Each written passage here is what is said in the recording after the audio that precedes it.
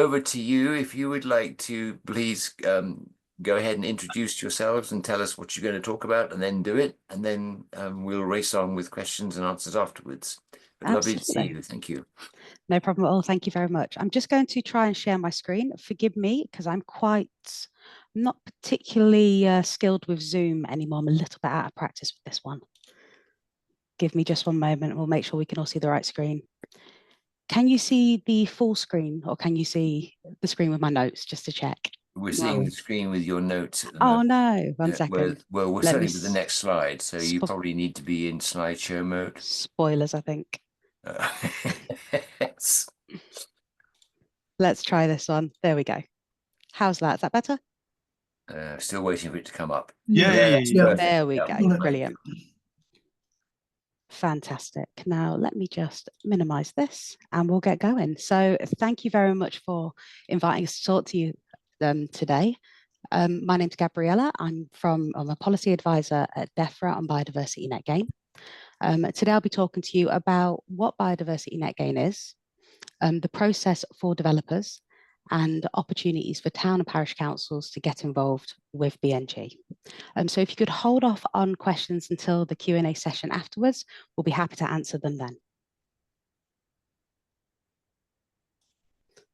So as a background to Biodiversity Net Gain, BNG, as we call it, is an approach to development and land management that aims to leave nature in a measurably better state than before development took place. So although some sites were protected prior to BNG, the mechanisms to value, maintain, enhance, or create wider habitats were limited. And although, successive governments have viewed BNG as a crucial delivery tool for contributing towards key statutory targets, in particular to halt the decline of species abundance by 2030. And other aims for BNG include avoiding biodiversity deserts, where as many houses are crammed into a development as possible and all natural habitats are removed, and also improving access to nature, which is often lacking in urban areas and other biodiversity deserts. So the overall intention of Biodiversity Net Gain is to restore biodiversity lost to development and to create more pleasant places to live.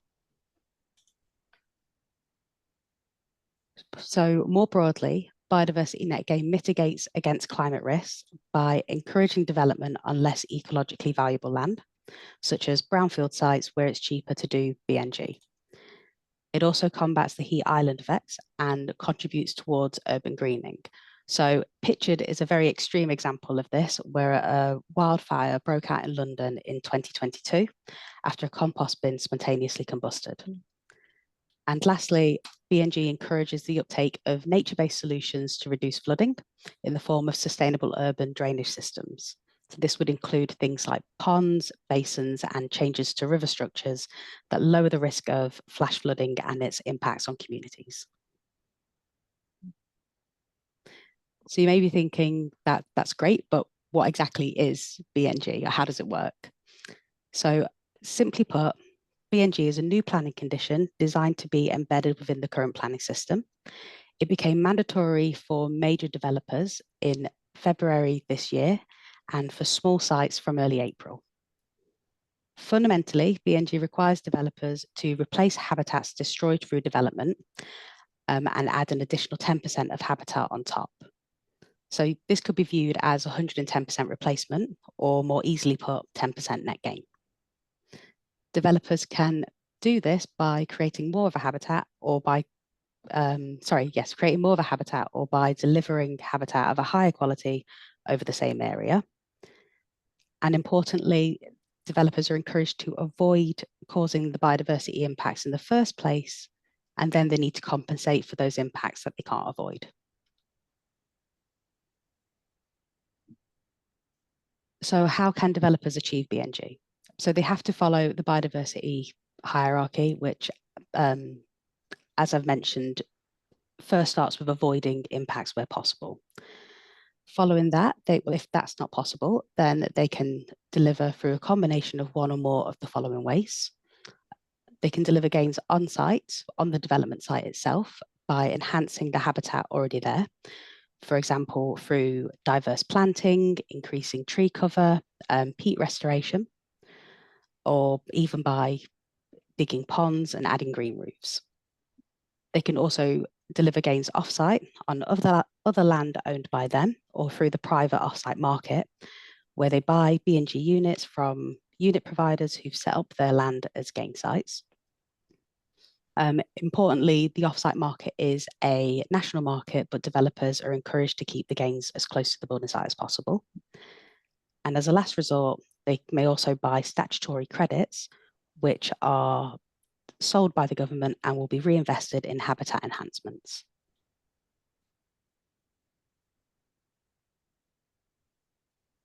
So let's look for a moment at the metric, or how B&G gains and losses are actually measured.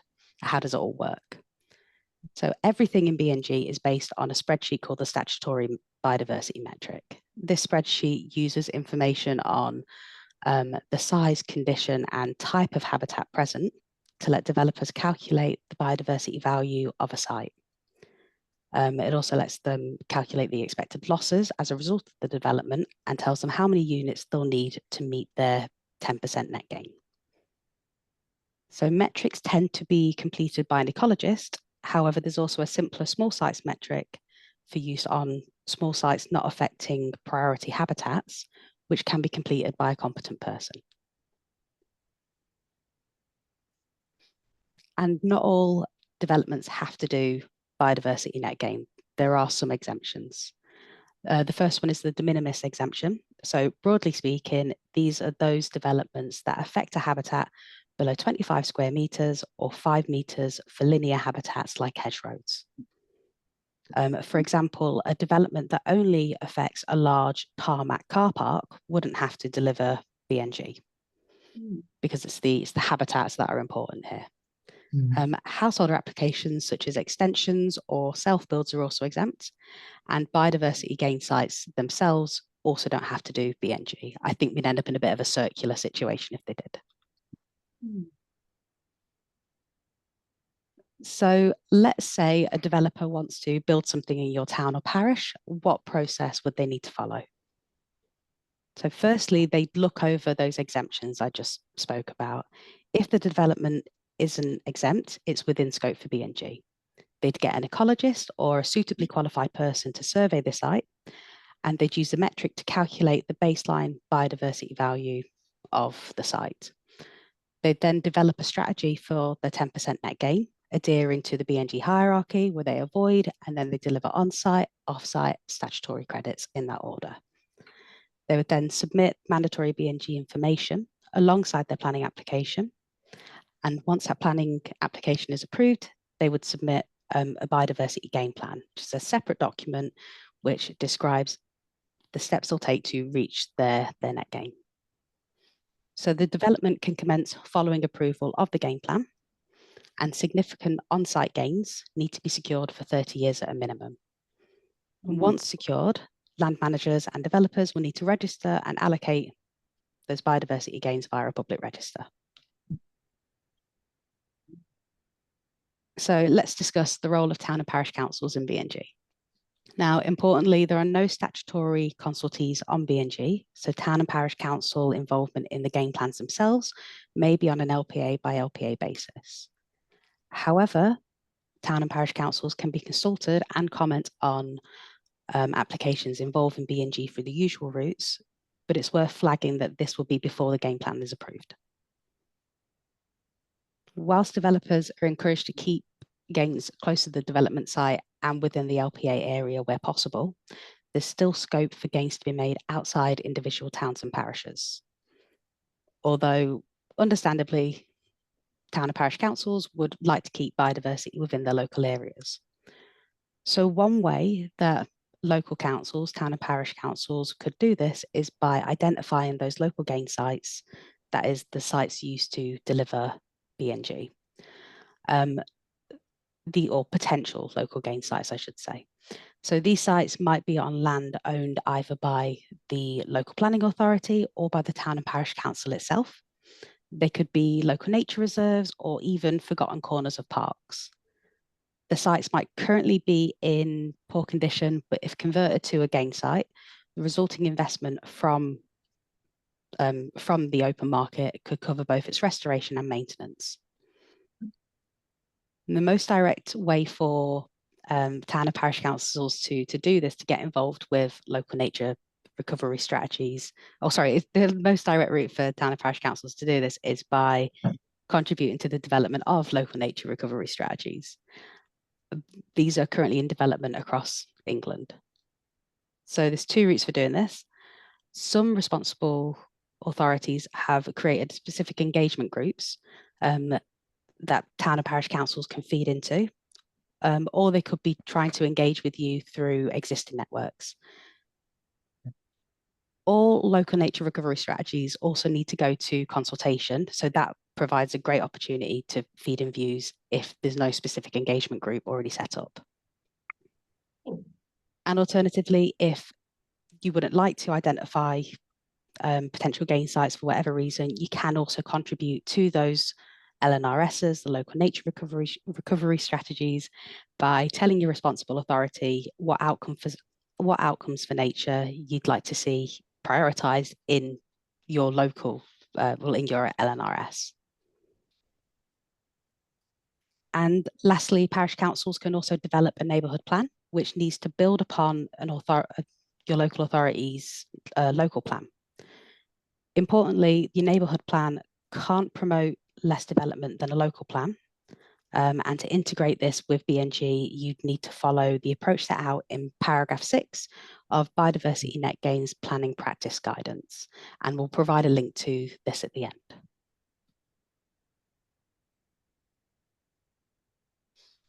So let's have a look at a case study. Let's have a look at BNG in action. So this is Holton. It's a new residential development just outside Rugby. The main developer for this is Urban and Civic. They started building in 2013 and working in partnership with investors, local authorities, and multiple house builder firms. So this picture, or this next picture, gives you a sense of the scale. It's quite a large development of 6,200 homes, but the principles, such as the network of wildlife corridors you can see here, scale down to smaller developments. Now, Urban and Civic have achieved 27% BNG through a variety of methods, so significant tree coverage, green roofs, sustainable urban drainage systems like ponds and canal routes as well. They've also restored habitats and added multifunctional wildlife corridors, some of which are accessible to people, others are reserved for nature and various species. And they say that this has led to the protection of on-site species, including newts, curlews, and owls. And as a final point, Urban and Civic also state that 100% of their residents on this site have significant access to nature. As you can imagine, there's quite a lot of greenery there. So hopefully you got a bit from our quick run through of BNG. I've provided some resources here, which are accessible either by QR code now or through links when we upload these later, or when we upload these slides later on. The first one is our full BNG guidance collection on gov.uk. And this is where you can find the planning practice guidance should you want to explore the interaction between neighbourhood plans and BNG. Remember, it's paragraph 6 that you would have to adhere to especially. I've also included a link to the BNG blog, which we often update with various important pieces of information, and a final link that will allow you to find your local responsible authority for your area's LNRS. So we're happy to take some questions now, but I'll also ask we'll also throw it out to the group if there are any additional opportunities you think we should consider, or indeed you think town and parish councils should consider for involvement in BNG. Why was that? Gabriella, thank you so much for that. That was it was actually very encouraging to see that development in Houghton. To know that someone is building 6,200 houses is doing a good job. So thank you. I can see that there are plenty of hands up. So I will invite Madeline Fraser at Buckton, please, to start the ball rolling, if you would. Hi. The cynic in me says that it's all very well having rules, but who is responsible for making sure that all these things happen? Yeah. So at the moment, sorry. So the enforcement method for BNG is through the usual planning enforcement routes. So that will be down to the local planning authority. Should I just pop in here as well? Hi everybody, I work with Gabby on BNG for Defra. So just to build on what Gabby said there. So Gabby mentioned in her presentation that all off-site habitats and all significant on-site habitats need to be secured through a legal agreement for 30 years. And that legal agreement can either be made as a Section 106 agreement with the local authority, or there's another route as well, which is through entering into a conservation covenant, which is a new type of legal agreement that came into force with the Environment Act in 2021. And in that case, the agreement is with a responsible body as designated by the Defra Secretary of State. So those legal agreements will contain details of the habitat management and monitoring, and also actions that will be taken if the habitats aren't being delivered as stated in the legal agreement. Okay, thank you. Amanda, you somehow managed to be next. Well done. Thank you very much. Excuse the echo and the breaking up of my Wi-Fi. I wonder if I could ask the question about development. Sorry, I think somebody may not be on mute. Can you hear me okay, Graham? Yep. Yeah. Okay, Just I'll trying to keep see going who's chatting. Let me have a look and see if I can find them. Oh dear. Thank you. So my question is about the management of estates and estate management companies who basically the term is fleasehold. And I'm on such an estate, for example, so I've made it my business to find out a lot about it. And the question really is about perverse incentives. I mean, my professional background, I'm a political economist. So looking at for example, we've got an attenuation pond at the bottom of our estate. So it's protecting the rest of the village. But we, the local residents, have to pay the management company to look after it. And I can see the same being said for Biodiversity Net Gain. If you've got the responsible body looking after it being paid only by those residents, but those residents aren't gaining anything by it, the management company isn't. If the planning authority doesn't have ongoing powers over it, particularly when it's water, for example. What we're finding is things like what you call it, notifiable flora and fauna, invasive species, for example, and they're coming in through our attenuation pond, travelling down through the pipes and then causing a problem to authorities, and those authorities have got no power over it.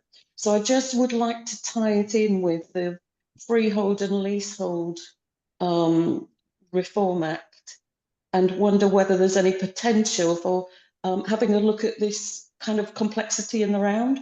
I'm very happy to take this offline, but it does affect where parish and town councils aren't adopting areas that we're putting forward for biodiversity net gain. It's like a perverse incentive. It's nobody's in control where they should be to make it work. I hope I'm clear enough on that.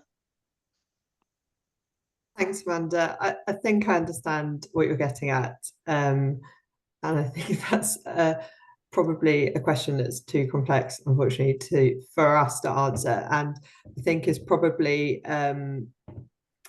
more to do with, or you would have more success with the Ministry for Communities and Housing, MHCLG.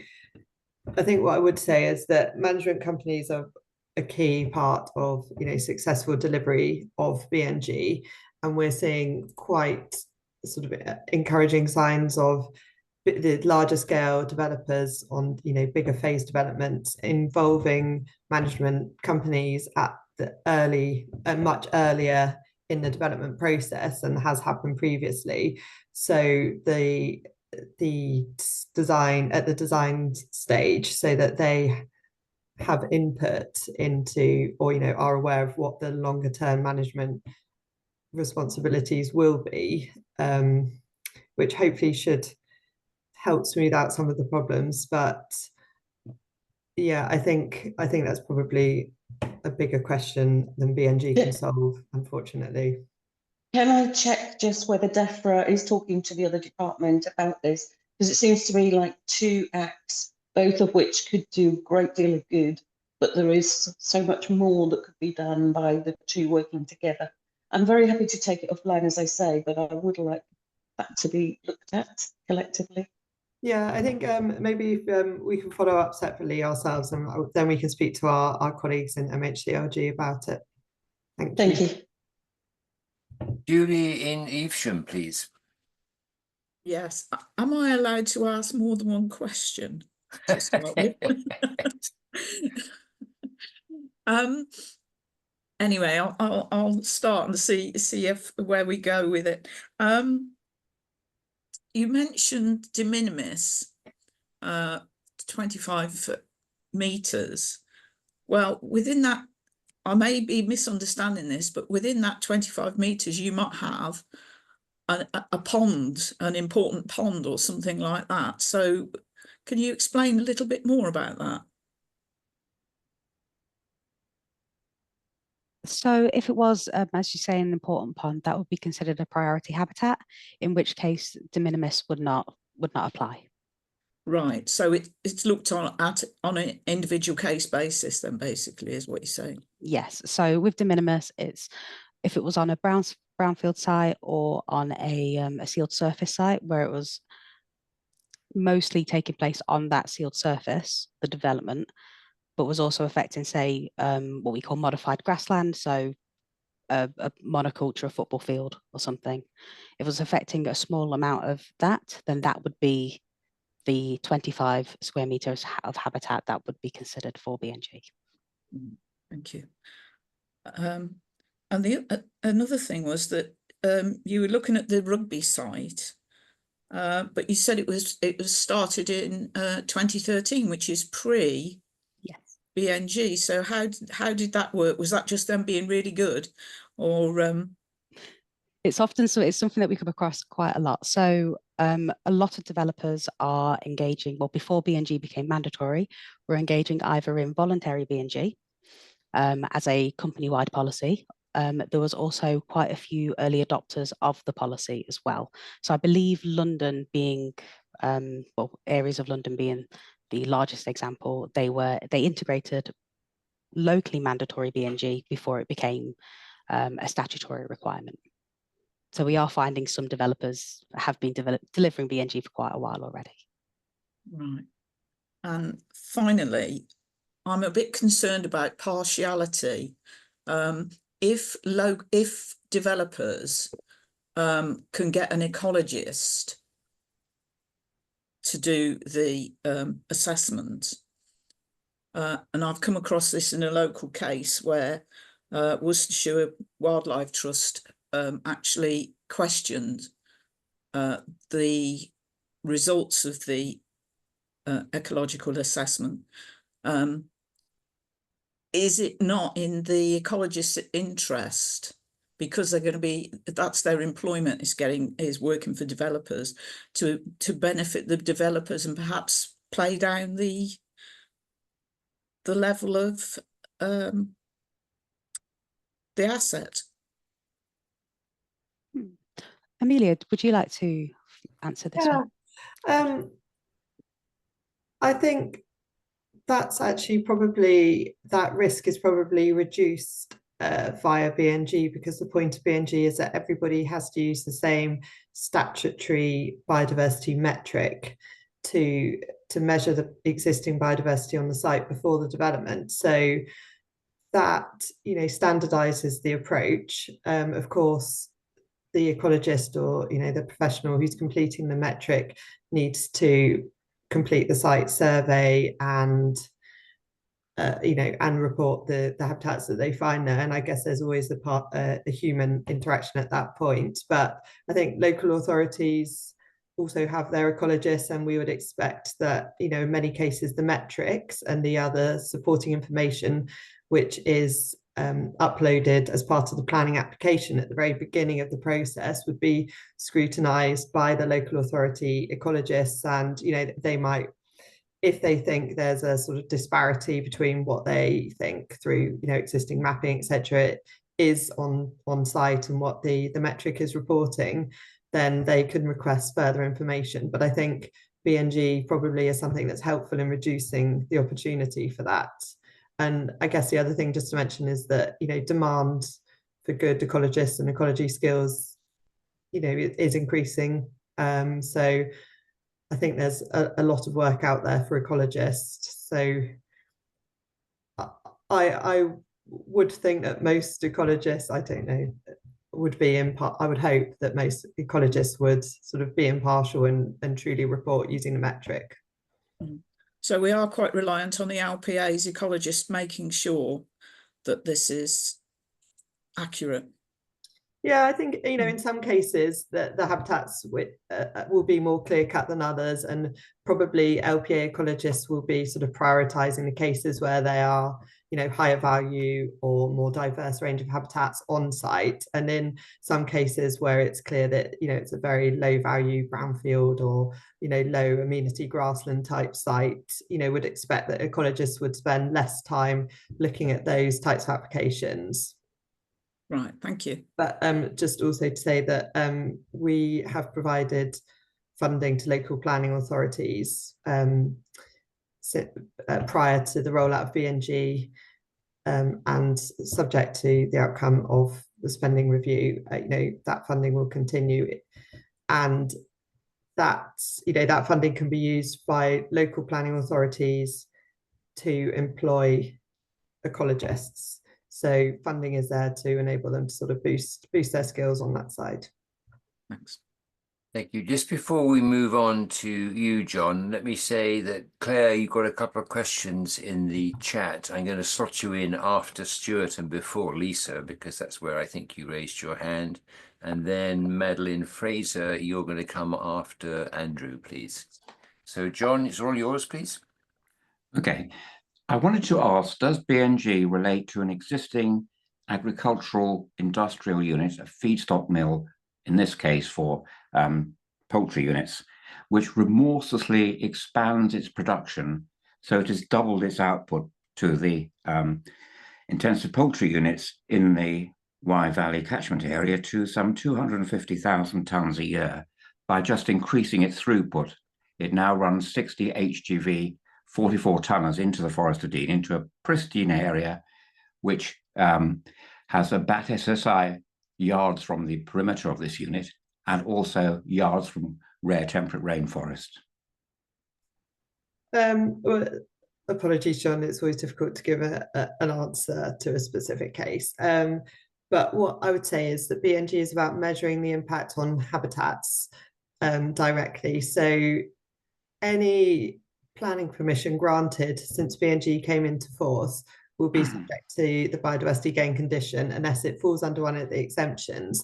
So does it only relate to new planning permissions, or does it relate to changes in the way that a unit pollutes the surrounding countryside and imports all of this feedstock into the catchment area? Yeah, so BNG applies to new applications for planning permission. So I think it's not going to help us, is it? Probably in this particular scenario, it's probably not relevant. And I will go back to the gate and stand there and stop the lorries going in. I think unfortunately you'll have to look to other parts of the planning system on that one. No, that makes it clear. Thank you so much. Yes, yes.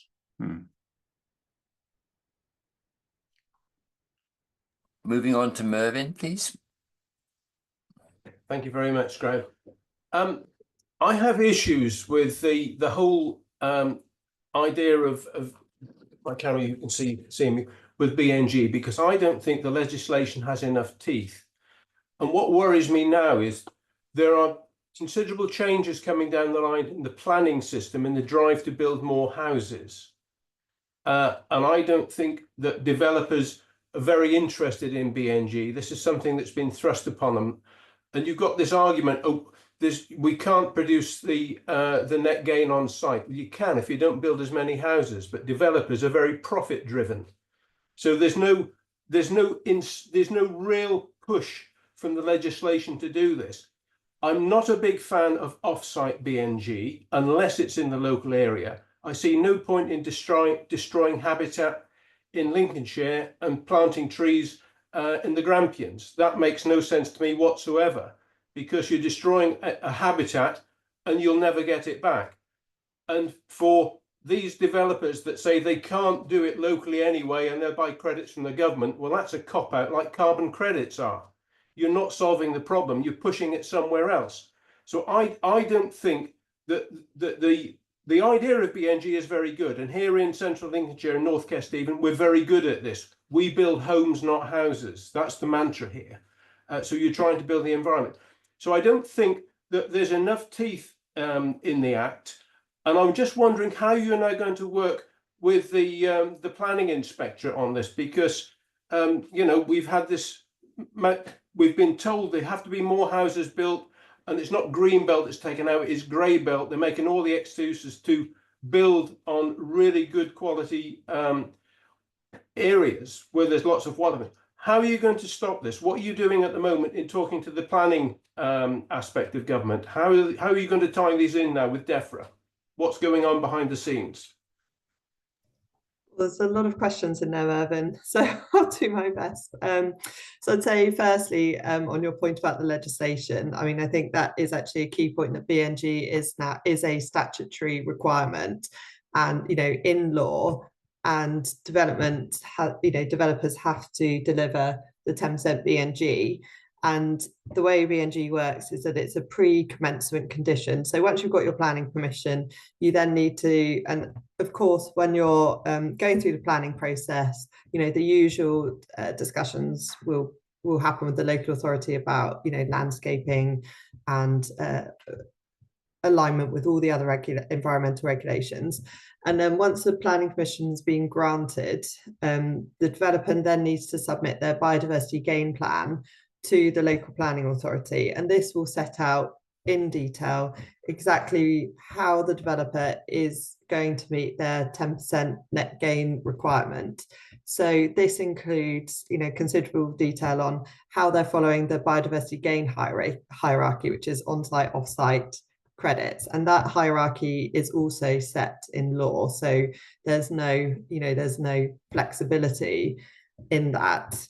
And local authorities will want to see evidence, you know, and they would have had these discussions, you know, potentially from the pre-application period all the way through on to really maximize the on-site gains. And, you know, local authorities, I think, are very much approaching this from the same angle, which is that they want to see the biodiversity delivered in their area. And that's why we have the hierarchy in place in legislation, because one of the principles of biodiversity net gain is that it benefits people as well as place, and that it makes, you know, better places for people to live and improves access to nature by having those sites locally.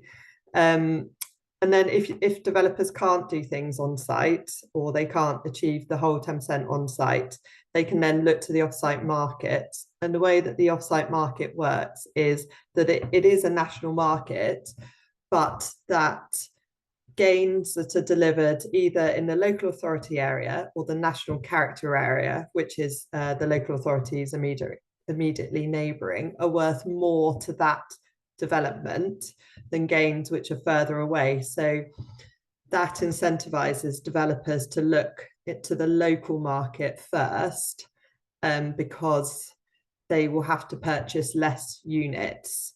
There's a multiplier within the metric that requires units which are further away, more units to be purchased when they're further away from the development. So that again is another safeguard in helping to deliver the gains locally. And then statutory credits are very much the last resort option, and the credit prices, you can see them online, we can post a link, but they are deliberately priced to be expensive in order to incentivize people to the other options first. And LPAs will ask for evidence. I think the gain plan template asks for, you know, evidence that they've contacted a number of offsite suppliers and given evidence as to why they can't deliver offsite or on-site before purchasing credits. And credits are really the backstop to enable the development to continue once it's been granted permission.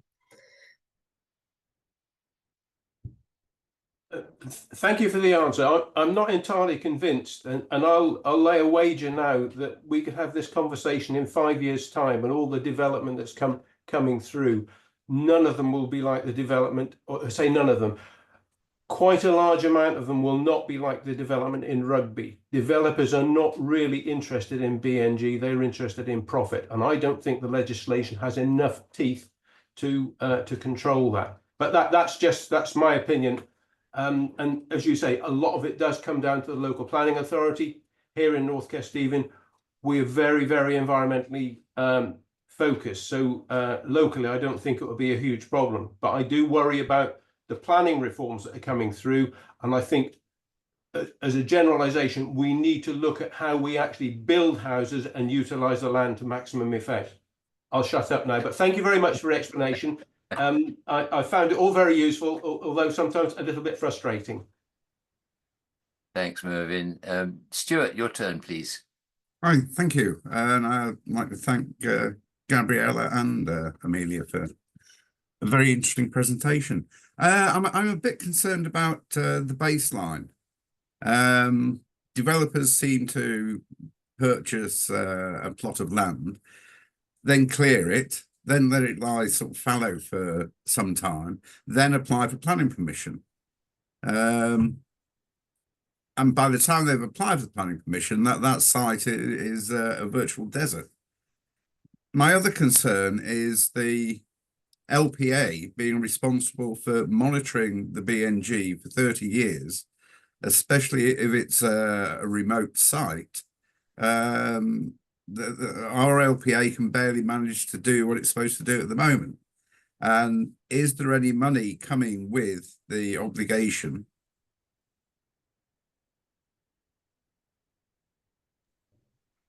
Thanks, John. So I think take your question. I think your first question is about degradation of baselines. Yes. So there are safeguards against that within the legislation. So if there has been unauthorized degradation of a site prior to the planning application being submitted, local authorities have the power to backdate the baseline to an earlier date immediately before the unauthorized degradation has taken place. And also there's a separate power if an earlier planning permission was granted on the same piece of land and the site was then cleared, for example, in preparation to carry out that planning permission, but a new planning permission is then granted. They also have powers to agree the baseline again was at the point before the original clearance was taken. So local authorities have powers when that has happened. And then your second question, apologies, I've forgotten. Sorry if you don't mind. It was about the LPA being responsible for monitoring for 30 years, especially if it's remote to the area. Yes, so I mean, in most cases, I think it would be locally. Locally, the monitoring would be local, and the enhancements would be secured via a Section 106 legal agreement, in which case the local planning authority can charge for the monitoring costs. And we know we fund the PAS, the Planning Advisory Service, who are supporting local authorities. And we know there's lots of good work going on amongst local authorities and being shared amongst groups of local authorities about how different authorities are forecasting what those costs will be. So there's different models going on, but we would expect that local authorities are charging for that. And likewise, if the agreement is secured via a conservation covenant, the monitoring responsibility is then on the responsible body, and again that will be funded through the conservation covenant agreement. And then I think completely recognise that it is a new activity that local authorities have to carry out. We'll say that there's lots of good sort of software systems out there as well that we know local authorities are using, which sort of help to streamline the processes in many ways. But the main thing is that we would expect it to be cost recoverable through the legal agreements. And if the developer goes bust, as some of them do? Yeah, so again, the terms of the legal agreement would set that out, and we would expect that, you know, there would be safeguards against that within the agreement, but that would be sort of down to the local authority to put that in. There might be an upfront payment. I don't really know. That's sort of, you know, between the developer and the local authority, but something that we know they are considering as part of that work. Okay, thank you very much. Claire Duruti, we promised to bring you in at this point, please. Hi, I think Stuart asked exactly the same questions I wanted to ask. One thing we see a lot of is what you just call degradation of site before the planning application. It's very obvious with trees. A site that had trees on it suddenly has none. You say the local planning authority can backdate the baseline, but would there be any evidence to use in that case? Well, I think, you know, that is a tricky question, and in that scenario, it would be the local authorities' sort of best assumption, but they would assume the worst case scenario in terms of calculating the baseline based on the evidence, or, you know, what the mapping, the surveys, whatever they had at their disposal. So yeah, it's not a perfect system, obviously, because there's no full-scale mapping of the country, but it's, you know, it's the best sort of opportunity for them to allow for this. Okay, that's great. My other question's already been answered, so thanks, Stuart. Lisa, can we move to you, please? Yeah, thanks. Mine is about chalk grassland rare habitat, which is priority habitat for lapwing and brown hairstreak, type of little moth. When we had the local plan going through, which has got 20% biodiversity net gain requirement in it, the council officer told me it's okay because there's plenty more of it. He wasn't bothered about them building on chalk grassland that was priority habitat, but what can we do about that? And the developer, this was allowed on appeal, so it's probably too late for us to be able to do anything. The developer is planning to sort of tick 2 boxes by putting in some reed bed to increase biodiversity and also do some flood mitigation, but they're only going to maintain it for 30 years, and there's nothing in the documents over who will take over it after then. So beyond then, the flood mitigation is potentially not going to happen. And who's going to maintain it as the BNG, because it will need clearing. Yeah, so I don't know if this application was pre or post mandatory BNG, but the, you know, chalk grassland, you know, BNG will apply in the same way to any habitat. So it will be, you know, valued within the metric, and they'll need to deliver a 10% net gain on that. And the way that the metric trading rules work means that you're, depending on what the sort of what the distinctiveness and the quality of the habitat is, you can't deliver, for example, like woodland to compensate for loss of grassland. So the trading rules mean that the like-for-like habitats have to be like-for-like or better quality habitats have to be delivered. So that should ensure in those scenarios that, you know, similar habitats are delivered either through sort of on-site creation or through purchasing off-site units, so where somebody else is delivering those habitats on a different site. And then in terms of the sort of 30-year question, I mean, I would expect that this would usually be covered in legal agreements, and there's various options available at the end of the 30 years. So people can either choose to enhance those habitats further, for example, to deliver more gains, and they can potentially sell excess units. They could pass management over to a local wildlife trust or local authority. It's sort of decided on a site-by-site basis, but I think it, you know, if those discussions can happen at the earliest possible point, then it's obviously better and more beneficial for, you know, delivery and of those gains. Thank you. Andrew, it's all yours, please. Thank you very much.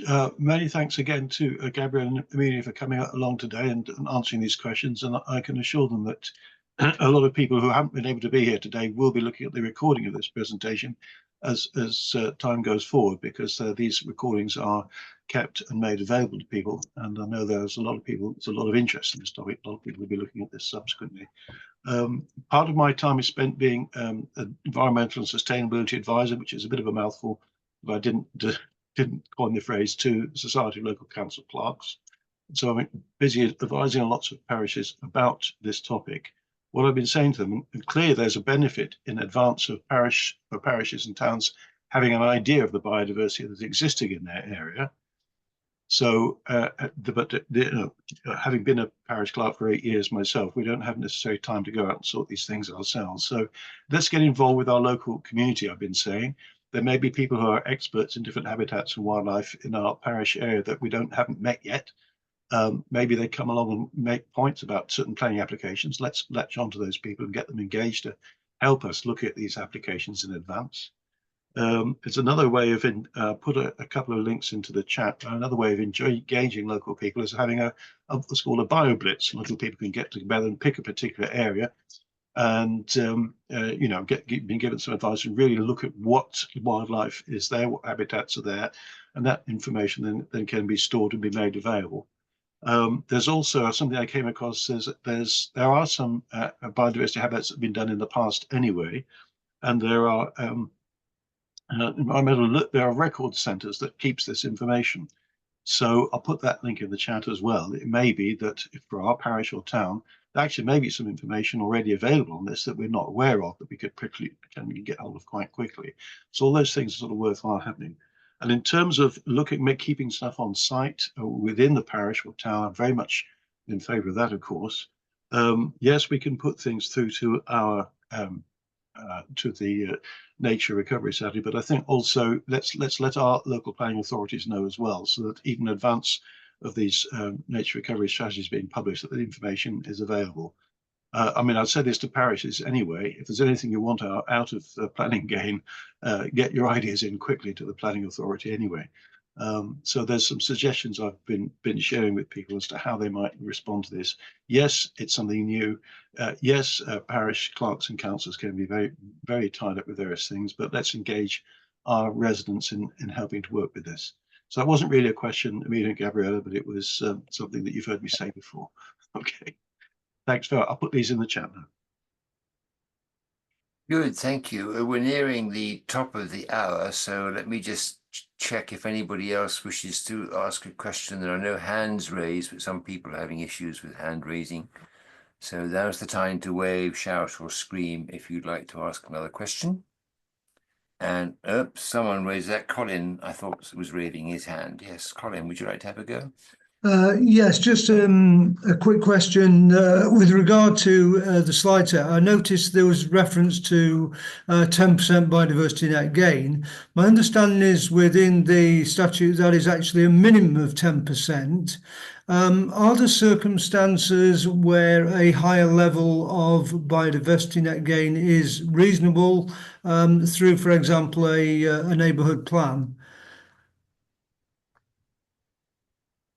Yes, thanks, Colin. So 10% is the national minimum, and then local authorities can set an increased percentage at at a local level through their local plans.